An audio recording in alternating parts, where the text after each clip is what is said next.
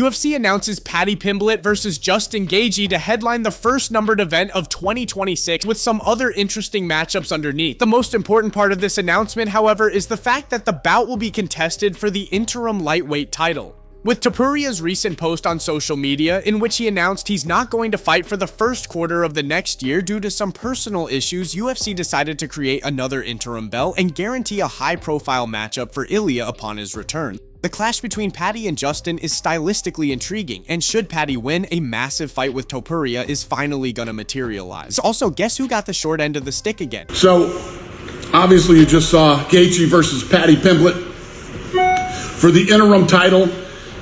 Earlier, Topuria posted, I'm dealing with some personal problems, so I'm not gonna fight the first quarter. So the winner of Gaethje versus Paddy will be the interim title, and then they will face Topuria.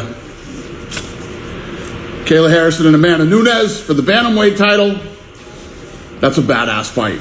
You know, Kayla, it's her first title defense after beating Juliana Pena. She comes back to take on Kayla Harrison. No way in hell that fight isn't incredible. O'Malley and Song Yadong. Waldo Cortez Acosta versus Derek Lewis.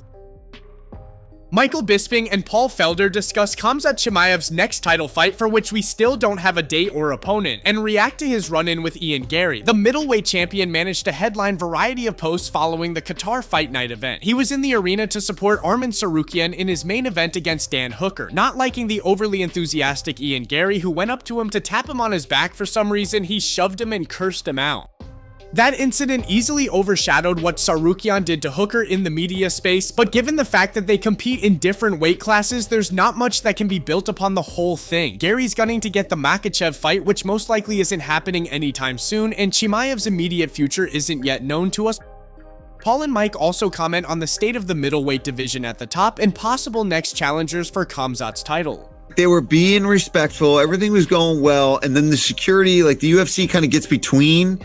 And when Ian's like, come on, he's not going to do anything. I get what he's trying to say, but I'm sure the way he said it, and then he puts his hand like back on Chimaev's shoulder that way, and you could tell it. That was it. It's like, motherfucker, I will break your face. You could tell he was ready to go. I will break, and Khamzat will. Sure, yeah. And if you don't break your face, he's going to take you for a ride and then make you hate your life. For 24 and a half minutes. And the number one contender has to be, regardless, Imavov, right? I would think so, yeah. I'm looking at the rankings here. Yeah, there's Fluffy doing big things, but Imavov, who did he? I mean, he knocked out Izzy. He beat Carl Bahio in Paris. Yep.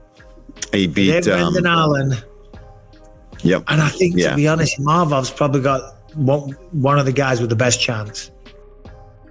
Khabib Nurmagomedov reveals he had a phone conversation with Ilia Topuria recently in which the Georgian asked him to tell Dana to make the Makhachev fight while Khabib invited him to Dagestan. Giving speeches and doing various sponsored appearances in the Middle East or Dagestan is something Khabib often does since his retirement from fighting and transition to head coach and gym owner. During one of these appearances in Dagestan this week, he was asked about the possibility of Islam fighting Topuria, his thoughts on Ilia, and whether they'd had any contact before. Khabib revealed he recently spoke with Ilia on the phone, sharing some details from the conversation. Попросить Дану, говорит, чтобы не что вопроса, не знаю, почему я так говорю. Давай, может, прилетишь. Он говорит, если у меня не будет, ну это честно такая секретная информация была.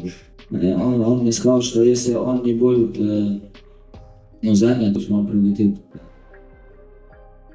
Merab Dvalishvili talks mindset going into his rematch with Petr Yan, explaining the degree of difficulty he's facing in interpreting his next title defense as a hard challenge to overcome. The machine is going for the record of 4 title defenses in a calendar year in an attempt to not only keep busy and make great use of the time he has left in the sport to get as many fights under his belt as possible, but to possibly cross over to the general GOAT of the sport discussion. At this point, it's difficult to argue he's the greatest bantamweight ever, and if he successfully defends his title against Yan in the rematch, then sticks around for another rematch against Umar, moves up a division, and gets a belt at featherweight, he'd already have a strong argument.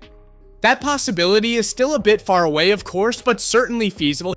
He's practically cleaned out his division in a dominant manner, so rematches are the only option in the bantamweight championship picture. There's not going to be much interest in that over time, of course, with an exception of a second fight with Umar, so his time at 135 might very well be running out. But first, he's got to beat Petr Yan again, and having in mind what he was able to do to the Russian in their first meeting, he explains how he's managing the motivation factor going into the rematch. I have to be also focusing. I know it's hard to focus when you beat your opponent first time. Second time it's hard to motivation because I'm a winner, but this guy lose against me and now he will have a more motivation, and so me I have to keep a same mindset, same I think underdog mindset, even I'm champion, I have to keep an underdog mindset because I know he's gonna come hard, he's gonna change his style fights, and yeah, I have to be just. I'm talking now, but it's hard to do when in the training or in the fight. Or I hope I will do it. But it's a new fight and a new date, and we never know.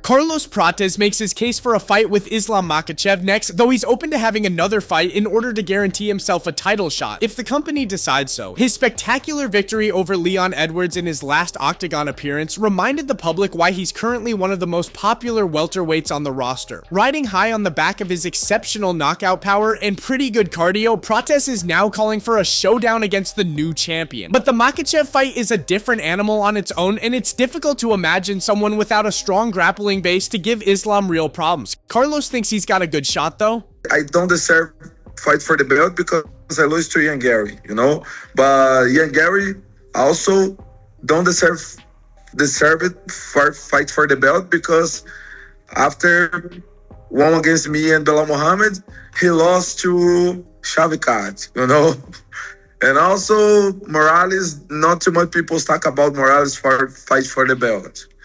And also, Shavkat is undefeated, but almost 2 years without fight. I don't know, bro. I don't know. So maybe I'm not matchmaker from UFC, but if I would choose Carlos Pratez because he knocked people out. People's like him, and that's it. Jake de la Madalena, whoever UFC give me, I'm gonna fight, Of course, like I said, I wanna fight for the belt, but if I need to do one more, let's go.